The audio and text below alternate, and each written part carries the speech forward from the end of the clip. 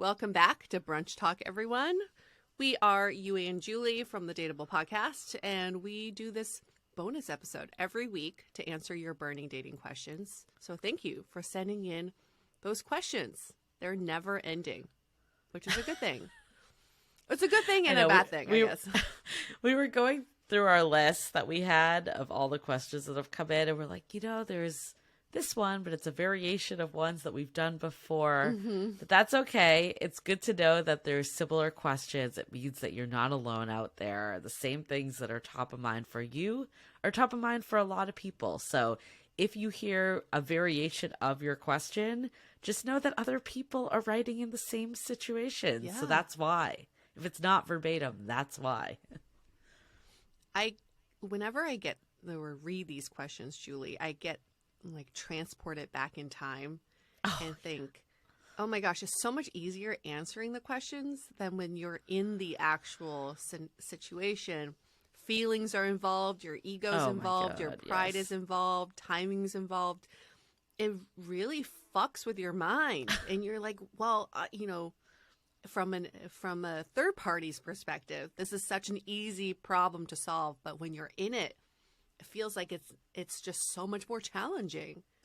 Oh, for sure. I think that's why it's so much easier to give advice than to take your own advice sometimes. It's true. And, there's so many situations, even before I did Dateable, I would just talk to friends and just be like, why are you doing this? Yeah. And you're not in it. And then when it's turned on you, I think it's really good to hear sometimes this cut and dry advice too, because it does make you stop and be like, okay, if I was telling this to a friend, what would I say?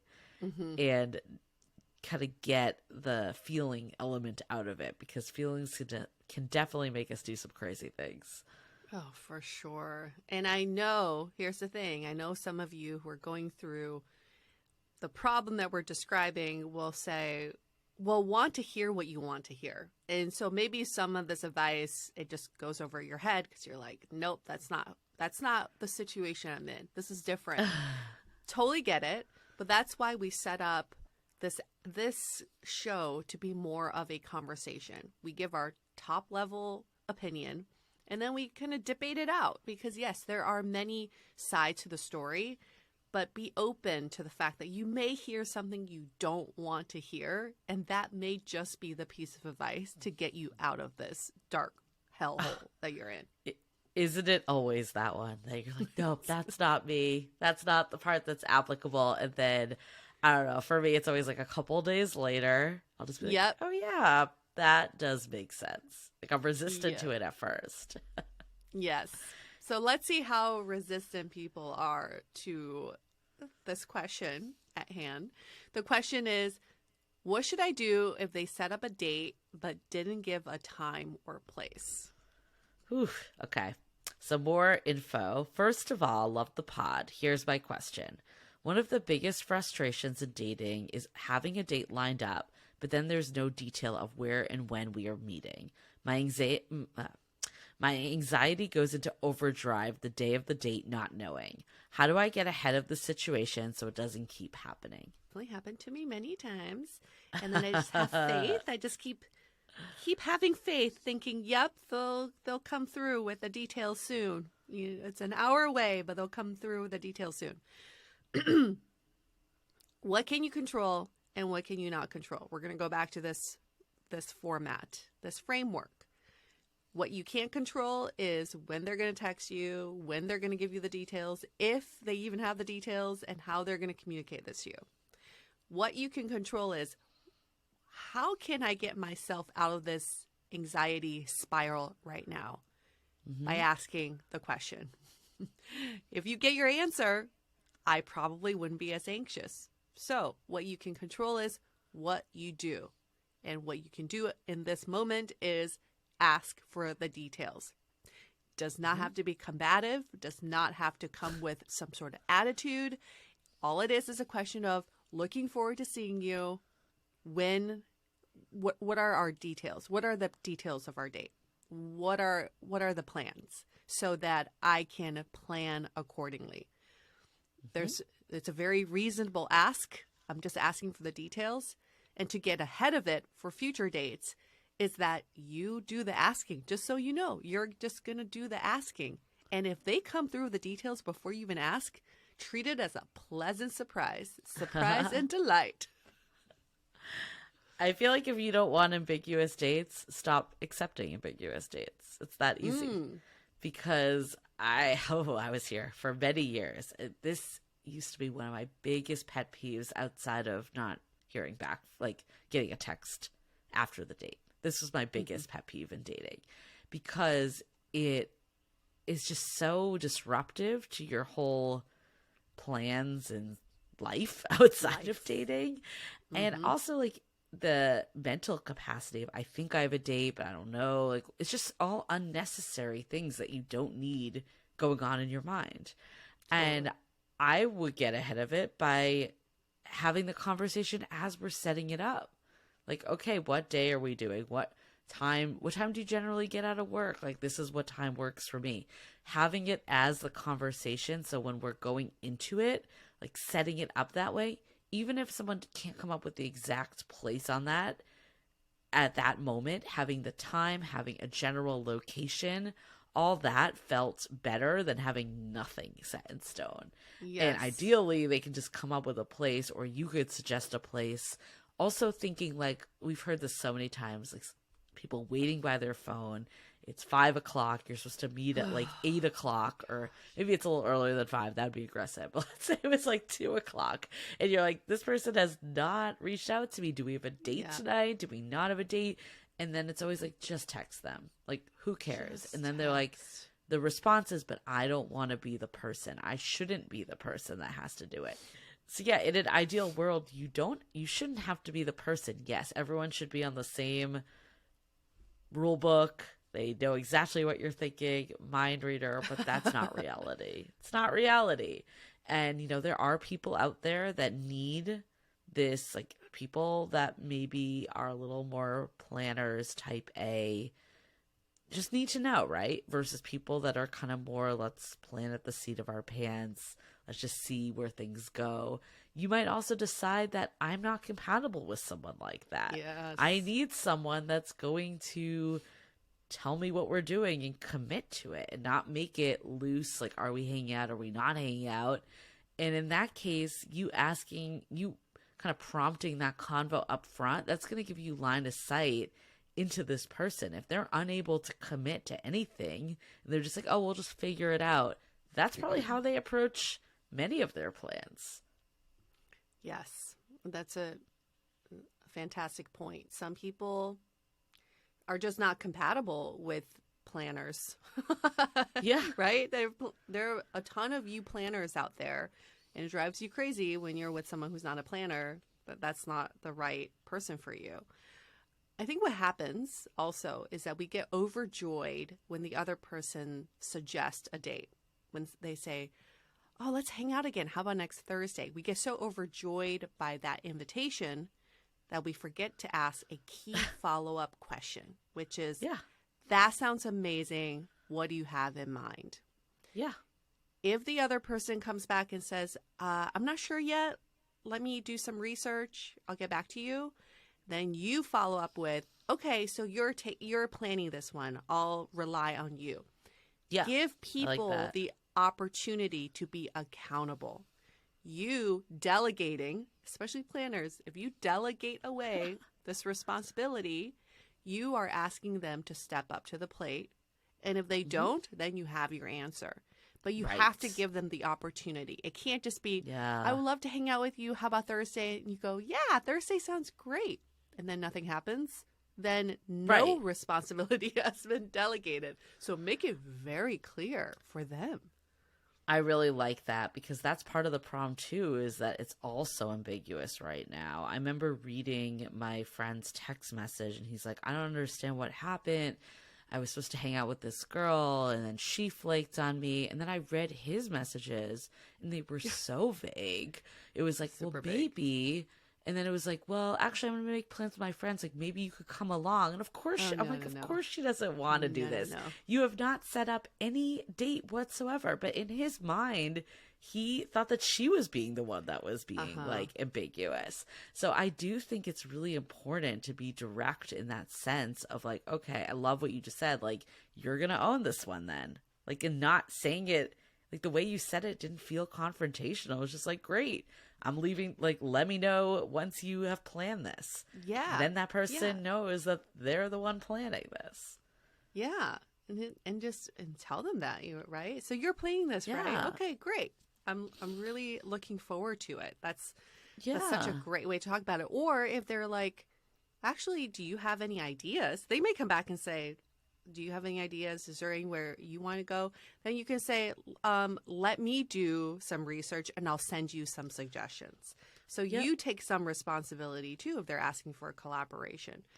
We just need more clarity in dating. And the only way we can get clarity is when you say it, vocalize it, communicate it, instead of trying to guess what the other person wants to do. And in your case with your friend, Julie, it just shows that both people were trying to make these assumptions about each other. And it's like sliding doors. They totally miss the opportunity with each other, thinking, oh, this person's not interested because they're being vague. And if you can't come up with what we're saying right now, it's okay. We need more time to plan, whoever it's going to be. That could still feel anxious to you. Okay, when are they going to come back with this plan? I also don't think there's anything wrong with saying, like, great, let's figure out what the plan is. It would be great if we could connect the night before with the time and place so I can plan my day accordingly. There's nothing wrong with that. That's it. Yeah. There's so much that goes into going into a date. What am I going to wear? Yeah. Should I commute straight from work? Should I go from home? You know, there's a reason why you're asking for the details, so you can plan your date accordingly. So that's a very reasonable ask. And I love this idea of saying, let's solidify plans the night before. So you're giving a deadline without saying your deadline is the night before. And then you can just know that by the night before, all your anxiety will be relieved. How wonderful. So I think part of it too is like, what is the root of this that's giving you anxiety? Is it that your schedule is thrown, that you don't know how to plan? It's the logistics? Or is there a bigger thing going on that you think this person's going to flake? I think that's really important, because understanding why this is giving you anxiety can also help you plan accordingly, and also look at, like, what is it that is making me feel a certain way. I like that. That's a really good way to looking at the root of the cause. And for many of us, the root of the cause is fear, because someone's flaked on you before, someone's ghosted you before, someone's disappointed you before after setting you up for this grandiose date and there was no follow through. I get it. We want to mitigate that disappointment that may come later. So the fear is talking here, at least when I look at it in my previous cases. It was definitely the fear talking, and also the fear of asking for these things and then coming back with some sort of rejection. Actually, now that we've had some time apart, I don't think this is going to work out. But then you have to think the rejection is the redirection, and it just shows they're not the right person, and they're setting you up for the right person. They're saying, it's not me. Keep moving. It's great. You're not going to waste your time. Where we waste our time still is in the spiral, right? But when you get answers, that's not a waste of time. It's very productive. No. And I think, like, if you have a string of these people that just won't commit to a date and time, it's better to let them go and find someone that can't wait to meet you. It's so crazy that this is so difficult. Like, this is something that keeps coming up. You would think if two people are on a dating app, especially, that it would be easy to make the plan. But for whatever reason, it's not. And that could just be that people are on there for very different reasons. Some people have no intent to actually meet up, and they're just kind of going through the motions, where others want to and are looking for their person ultimately. So instead of feeling like it's anxiety inducing that this person might not follow through, look at it as a way that you can see who follows through. And that's a sign of the right people to invest more energy into. Absolutely. And I still remember you giving this piece of advice, Julie, in another Brunch Talk episode, I think it was, where you set aside one day a week for dates. Yeah. I find this to be such an effective way to date because it mimics what my friend May did when she was dating. She's an ER doctor. So she had very few days off in the week. And men were always very accountable for their actions when they asked her out because they knew she had limited time and limited availability. So if we can mimic the same thing in our lives, maybe we're not all ER doctors, but we can say, well, I only set aside Wednesday nights for dates. So let me know if next Wednesday works. It makes people value your time more instead of you being like, oh, I'm flexible anytime this weekend or anytime next week. Let's not be so flexible because we have to establish those boundaries, and setting aside that time will make the other person take more of a pause before asking you out. That's a really good point too of in a question it brings is, when are you flexible? You know, like if someone's like, oh, I need more time, or okay, plans changed, versus asserting yourself and just being like, no. Because I think there is a line. It's not a black and white answer. No. There are times that, you know, think plans do change. Life does get in the way. But we also don't want to just be like you were just saying, this person that's just, oh yeah, whenever. Then you're basically giving someone no accountability and they have no priority to follow through on anything. So what is the line? I think for me it was, okay, if they cancel the date, are they going to do they have a new plan in place? Or if they change the plan, is there a new plan? Like, okay, I can't meet at 5, but I can meet at 6 versus, oh, work's running late. I'm not sure what time I'm going to get out. Like, I don't want to be sitting there waiting for someone to get out. And I've done that before. I am saying this from someone that waited and waited, and then this person basically never got back to me, and eventually I just went out, thank God. But like, what a waste of time that was. And it didn't and then of course while you're out you're thinking about it still. You're like, oh, maybe this person will still get back to me. So even though you're in the motions of going out, you're really not, you know, you're basically giving this person a hall pass to just do whatever the fuck they want. Yes. And not respect you at all. Yes. And then you train them to think that they can do this all the time. You know, you're like setting the tone for the rest of the relationship. And do you really want to be in a relationship with someone who treats you like that? Your time is disposable. No, we don't want that. What I wish I did if I was to go back in time for this situation, and this person's like, I don't know what time I'm gonna get out of work, which was also, it was like a Saturday. I'm like, okay. There's so many things about this that didn't add up. But if that's the case, it could have been like, okay, tonight doesn't work. Yeah. I was looking forward to hanging out.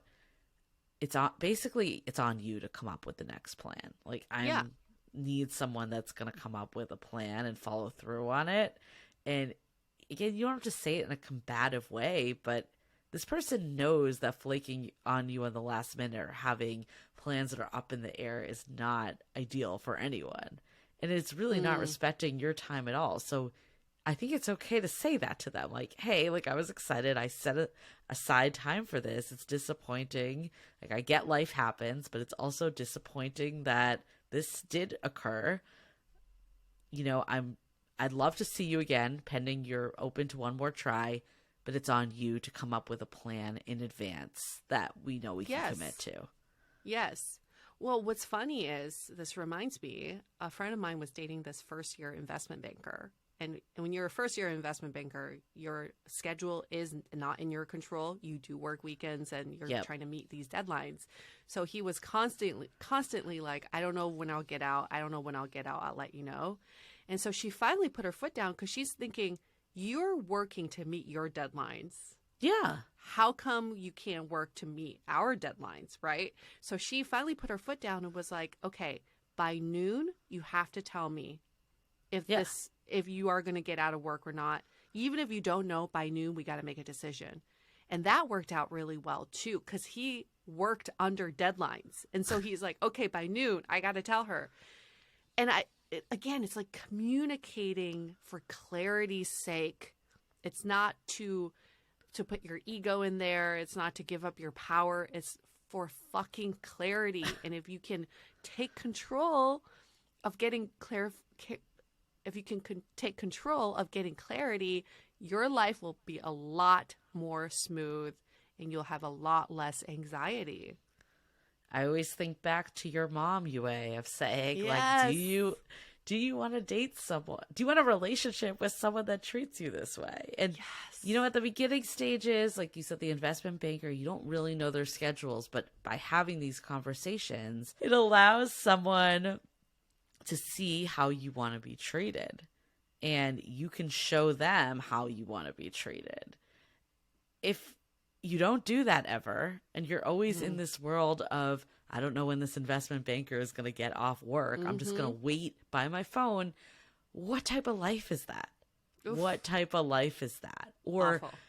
the someone that just, I can't commit on Tuesday to Friday right now. What time? Like, figure out a plan how to do it because it's important to me. That means that person doesn't take into account your needs if you're sharing them. So the more you can share, the more you can set this up for success.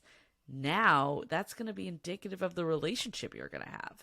Instead of looking at it as a failure that you didn't have this date, look at it as a way that you were able to filter for core incompatibilities that are going to drive you nuts. Yes, fabulous. Know your worth.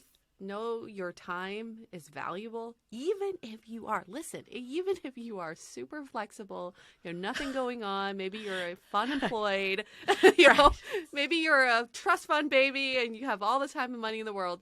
It doesn't matter. Your time is so precious and you need to communicate that out to people because it's not about your availability of time. It's about people taking up your mental space. Yes. And they can't live there rent free, just percolating and, putting you on hold, basically. When we call customer service, they're putting you on hold. And you're like, ooh, I hope they take my call soon. Don't put yourself in that. Don't put yourself in that situation in your love life. Nobody wants to be in that. And just send the text, like, get the ego out of the way. Yeah. If you do find yourself in something undefined, you don't know when it is, it's 2:00 rolling around, you're supposed to meet that night, just say, are we still on for tonight? Yes. Where and when are we meeting? I know you don't want to do it. You shouldn't have to do it, but just do it. Who cares? Just do it. It's better than thinking about should you do it, should you not do it. Just do it. Exactly. So yes, you just spent 20 some minutes listening to us help you analyze the situation, this question. As soon as we end this episode, just go text. I feel like this is the best 20 minutes spent because you can get back all the other time that you normally would sit in a spiral. So you're welcome. We're glad you're here. We're glad you're with us. Yes. Okay. Well, thank you for this question. And for anybody else who has a question, I'm sure you all do, you can email us hello@dateablepodcast.com or you can DM us on social media with the handle @dateablepodcast. And Okay, we'll see you next. Hanging. Never leave you hanging. Okay, we'll see you next week for another brunch talk.